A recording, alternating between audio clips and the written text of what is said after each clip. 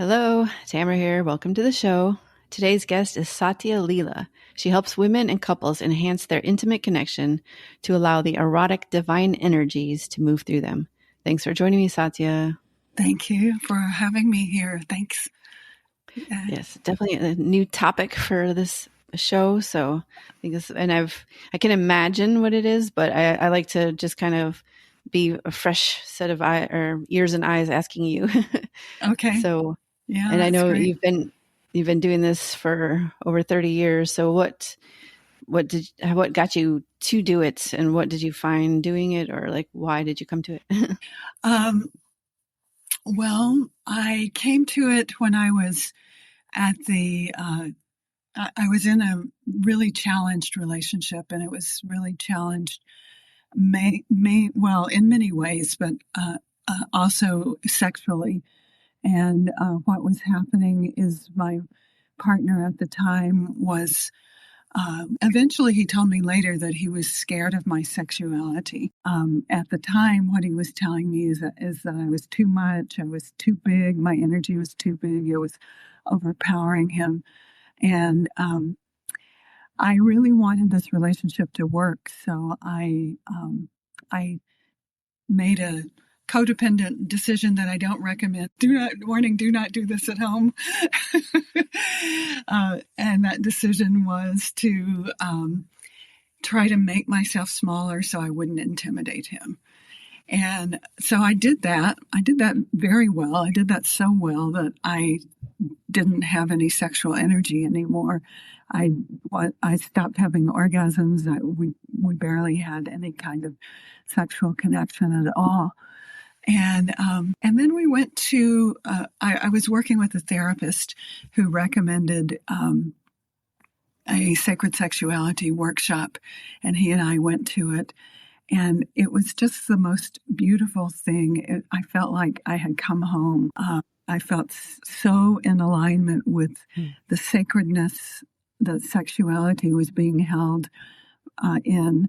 And he and I had a really sweet connection that weekend. And I thought, oh, yay, this is going to happen, but then we went home, and I wanted to go back to do other workshops. It was a continuing series, and I wanted to keep going with it, and he didn't want to. So that was really disappointing. And we kind of struggled along for another year or so, and then we peacefully and mutually broke up. And I decided that I was never going to do that again, that I was never going to suppress my energy to make somebody else comfortable. And I started going back to the sacred sex workshops, first on my own, and then I met a partner there, and he was a sweetheart, and I went through years of attending the workshops and then assisting the workshops, and then assisting the teacher with the workshops, and then I did a teacher training in learning how to teach sacred sexuality that was given by a couple who were therapists, and so they talked a lot about how to work with the emotional issues that come up when people start delving into sexuality. It's a fraught topic. Yeah, definitely. So there's a lot, people carry a lot with it. So yeah, I was going to say too, and it's funny because I'm discovering. Well, I've probably known for a few years I'm codependent as well, so I understand. I don't know if it's like maybe that extent, but would you say it was shame? Did he try to shame you into lowering your? Yeah. And I did. I felt shame.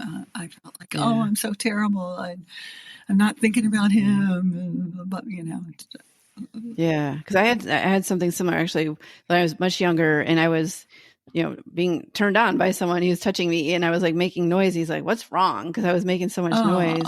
So, yeah, that's very. And then I have been quiet pretty much since then. So, And that's a lot of years. Yeah. So, Yeah. like, it's pretty, yeah, hitting Yeah. close to home. Every episode lately has been hitting really close to home. Oh, So, yeah. Sound is actually something that carries the energy and amplifies the energies. That's one of the things I teach people to do. A lot of times in workshops, I have a little segment that I start by going, when Harry met Sally, that movie where she fakes an orgasm, I want you to do that. Go ahead and fake it and it's a good way yeah, to get people back into it because it's kind of light and playful and I see that. not the real thing. So it's a little easier to play with it. So yeah, yeah, Yeah. but sound is really important.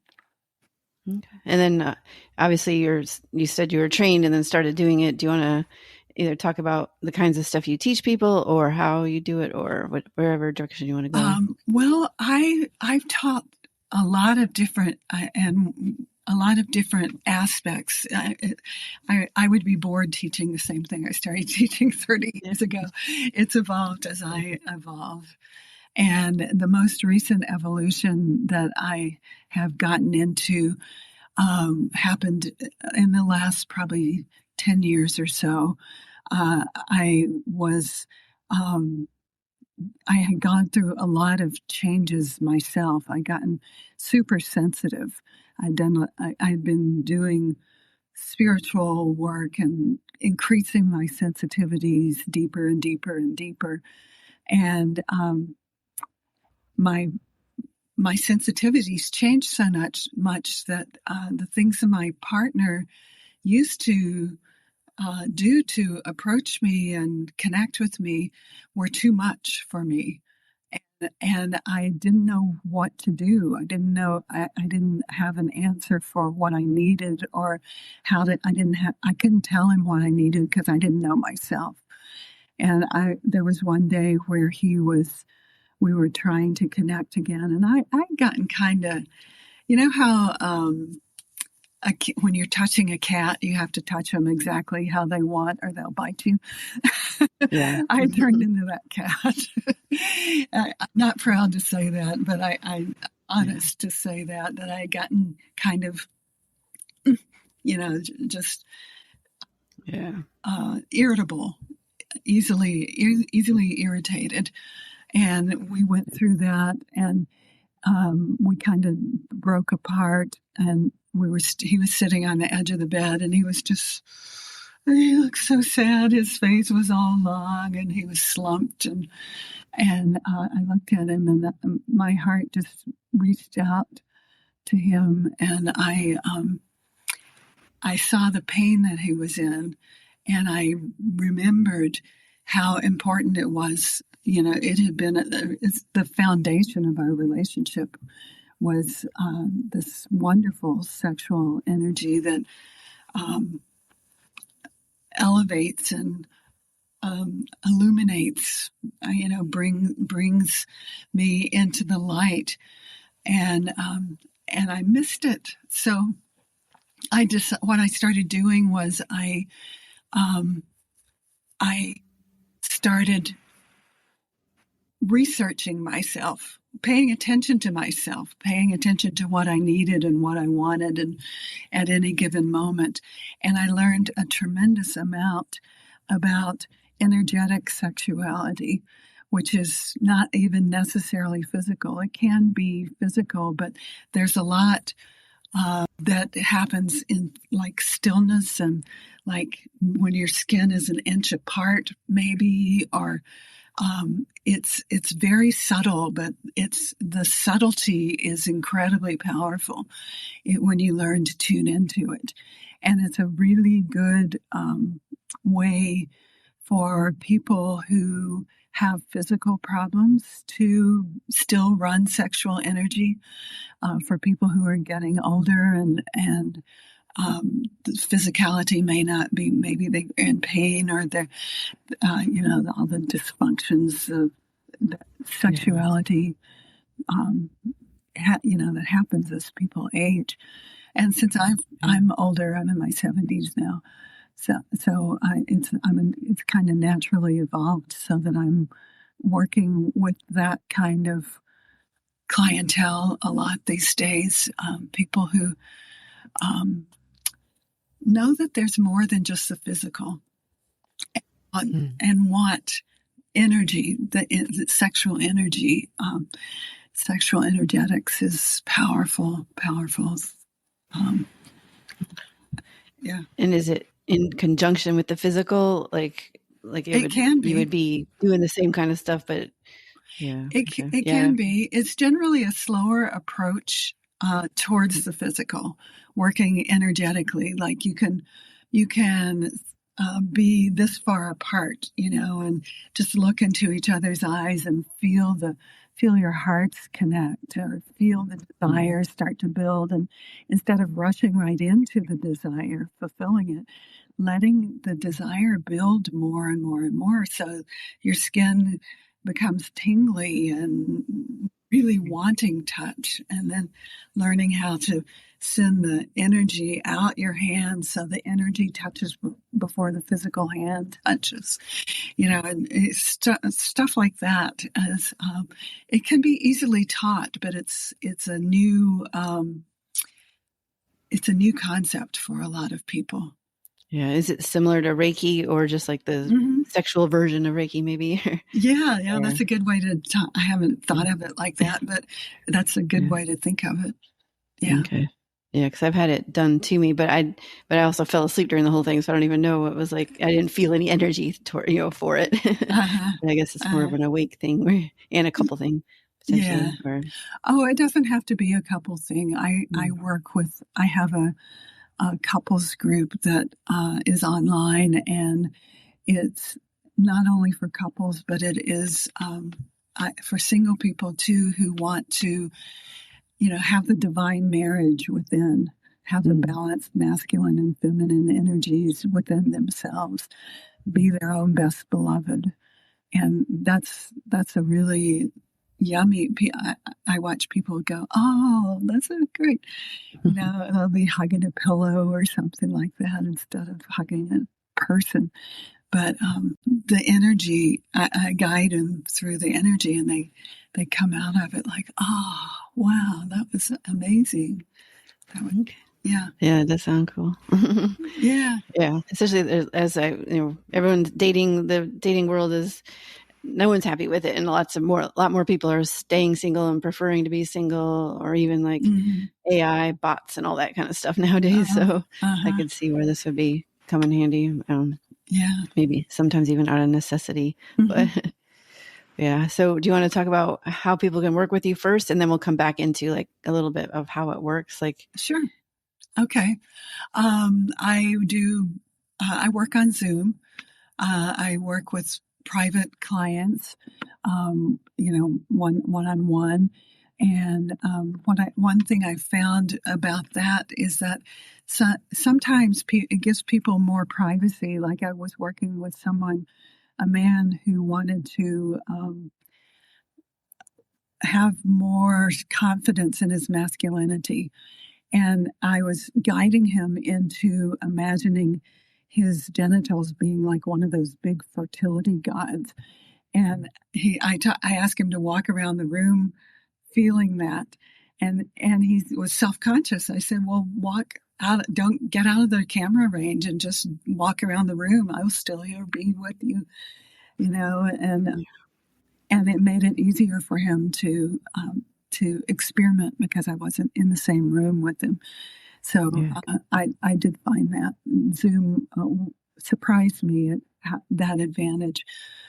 So I do work with couples, and couples and singles privately. And I also have a couple of groups.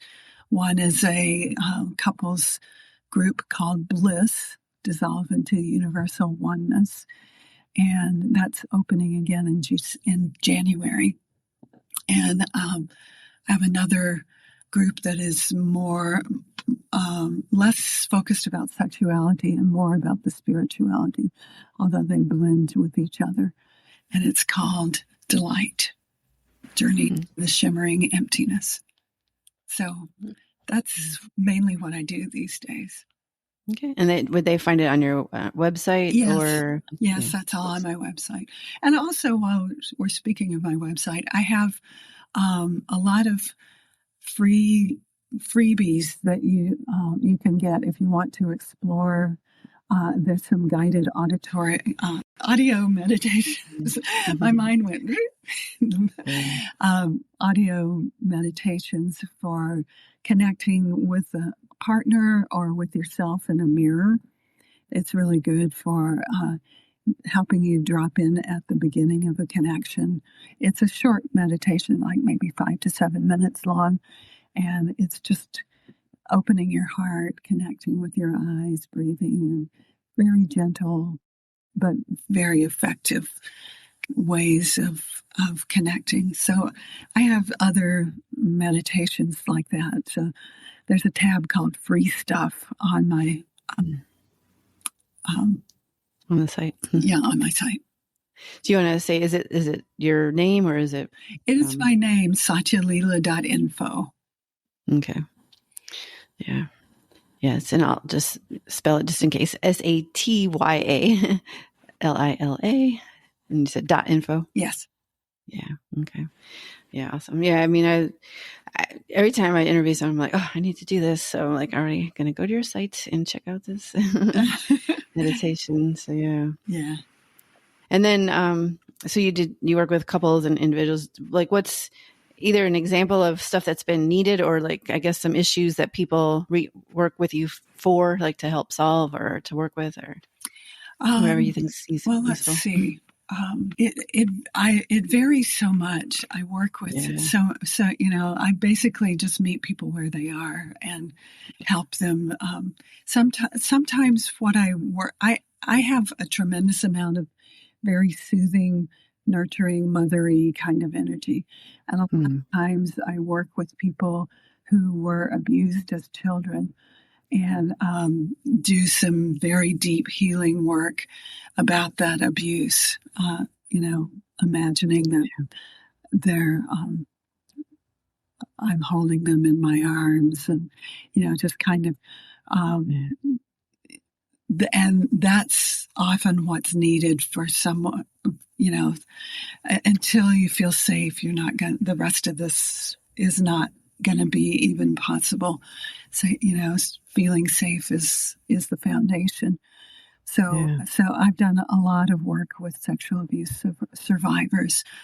I've worked with couples.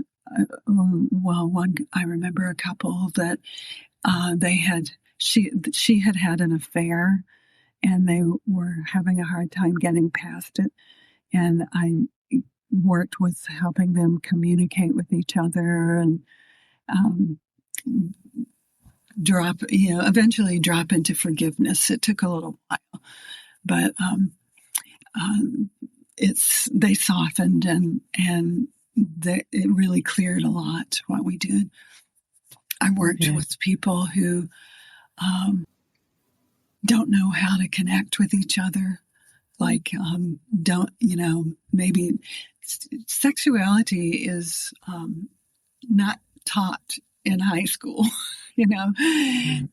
it's there's a lot that um, we don't learn. We're expected to know, and nobody ever teaches us, and we have to scramble and figure it out.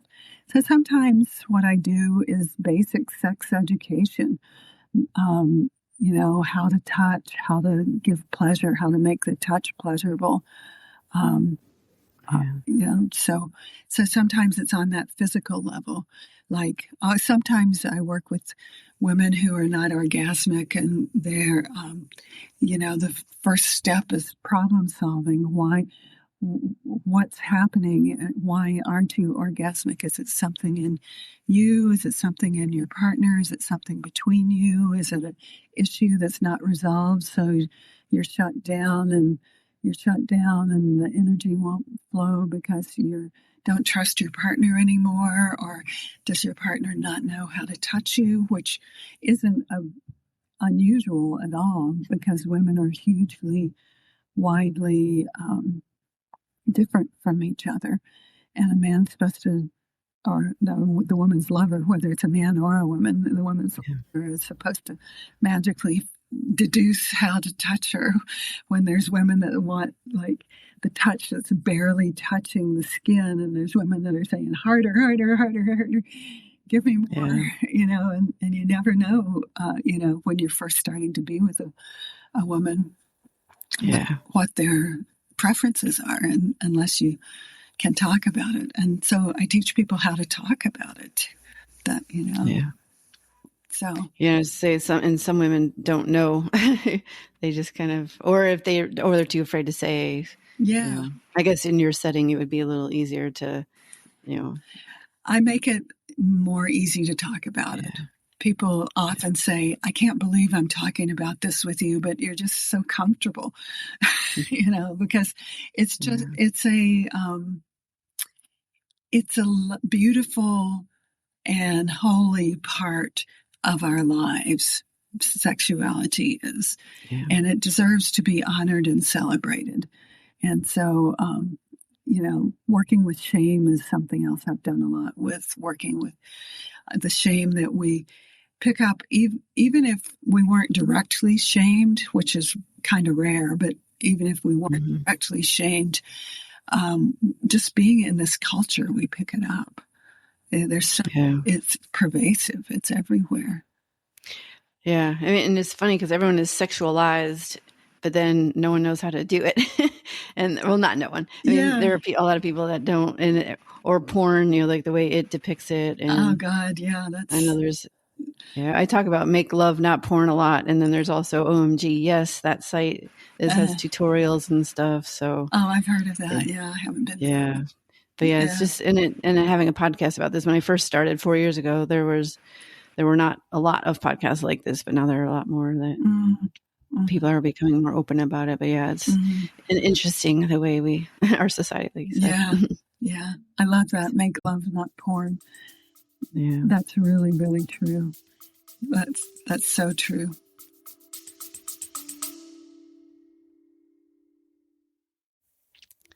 Hi, Tamara here. Just wanted to break in and say, if something you're hearing is making you think of a friend who could use this information, feel free to forward it to them right now. They would probably really be grateful for that. Thank you so much. Bye. Yeah, and because I know in the past too, I've had stuff like that where it's more like they say, okay, Lady Gaga song. If it's love, if it's not rough, it isn't fun. So like making it more. And then they say and then there's the book Mating in Captivity, where they say if it's too safe and too comfortable, then you're like have less desire sometimes, depending on the people. Well, there's something a little bit of truth to that. The truth part is part of sexual energetics.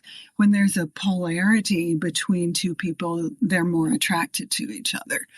So one person being very yin and the other person being very yang is a kind of a magnetic combination. But I don't agree with the not being safe part. If you're safe and comfortable and you're like always together, and your energy gets more and more alike, your fields merge, there's not as much polarity, and there's not as much attraction.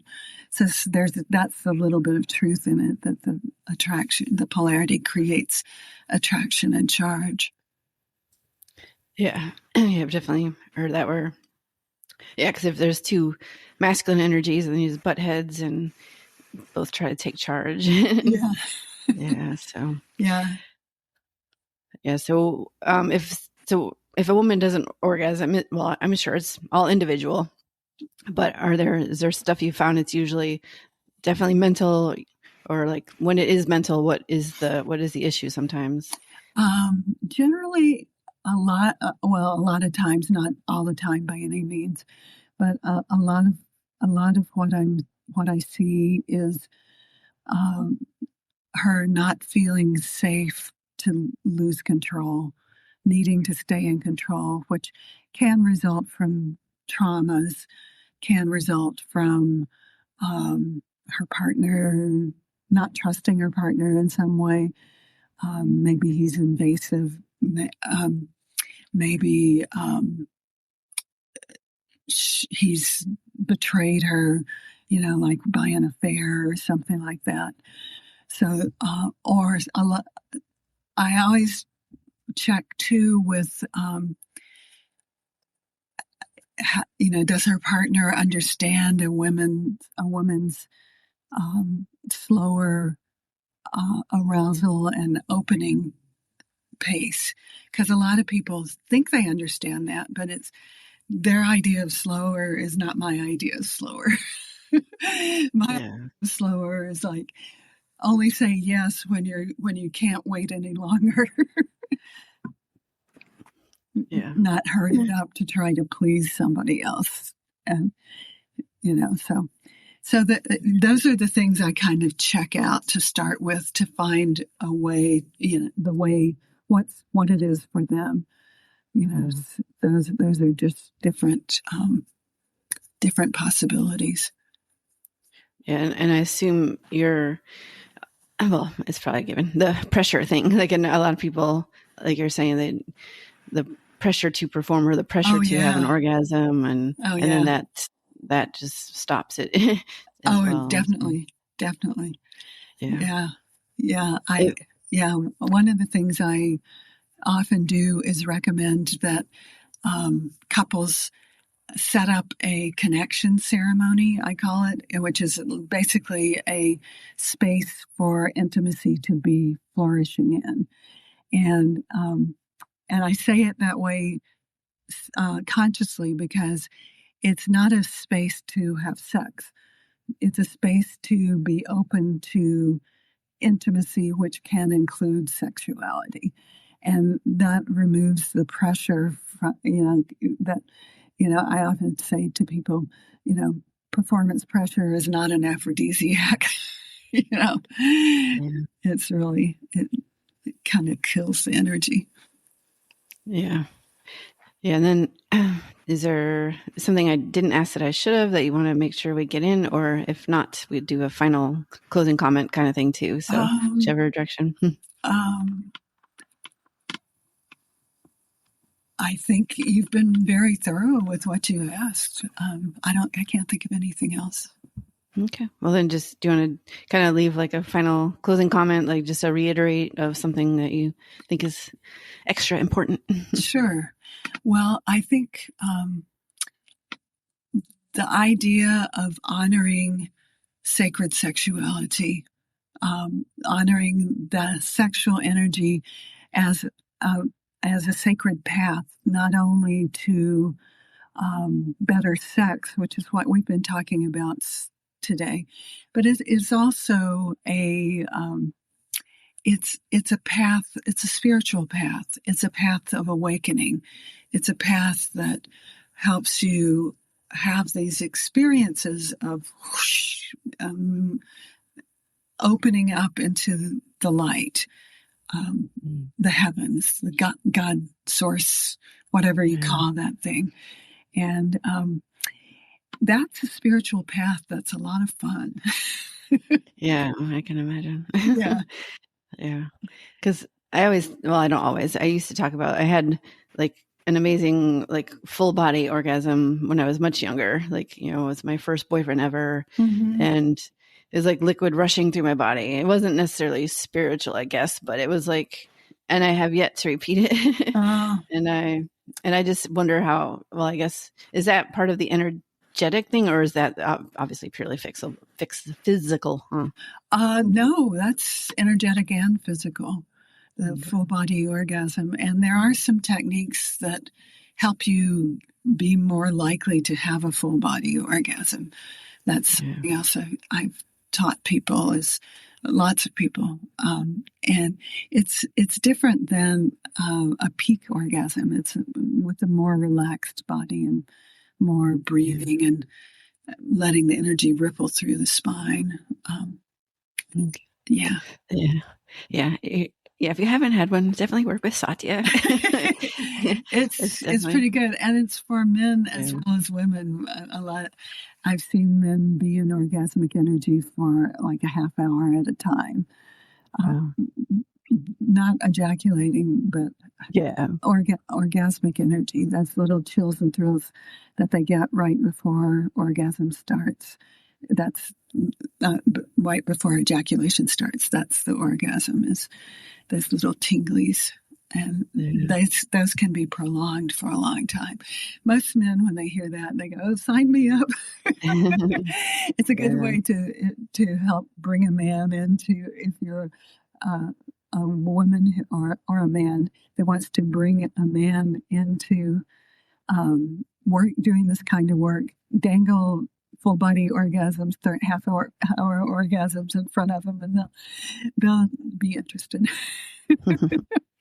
Yeah, I concur. Yeah, I can still remember it like so clearly, Uh-huh. but it's just been a while. So, Yeah.